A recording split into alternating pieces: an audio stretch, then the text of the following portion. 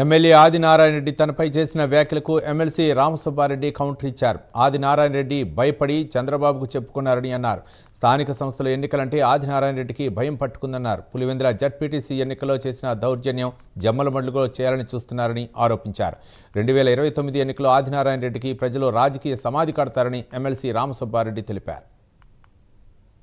శాసనసభ్యుడు ఆదినారాయణ రెడ్డి గారి స్టేట్మెంట్ చూశాను. ఈ రోజు ఒక బాధ్యత గల స్థానంలో ఉండి ఎమ్మెల్యేగా ఉంటూ ప్రతిసారి కూడా ఆయన చేసేటువంటి విమర్శలు గాని, అదే విధంగా ఆయనే ఏదో ఒక సత్య హరిశ్చంద్రులాగా ఆయన్నే ధర్మాన్ని 4 పాదాల దమ్మోడు నియోజకవర్గంలో నడిపిస్తున్నట్టు ఒక చేసేటి అన్ని కూడా నీతి మాలిన రాజకీయాలు చేస్తూ మంత్రి పదవి పొందినటువంటి వ్యక్తి పులివెందల జరిగిన జెడ్పీటీసీ ఎన్నికల గురించి నిన్న మాట్లాడినాడు. వైఎస్ఆర్ కాంగ్రెస్ పార్టీకి సిగ్గుండాలా, డిపాజిట్లు కూడా రాలేదు.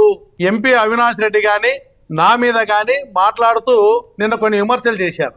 అక్రమ పద్ధతిలో, అప్రజాస్వామిక పద్ధతిలో అమ్మలమడుగు నియోజకవర్గం నుంచి సుదర్శన్ రెడ్డి భూపేష్ పిఏ, ఇక్కడ Mallikarjun market yard vice chairman Jammalamadugu, ప్రస్తుతం కూటమి నాయకులు. కలెక్టర్ ఇక్కడ పోలింగ్ బూత్ లో ఉన్నాడు.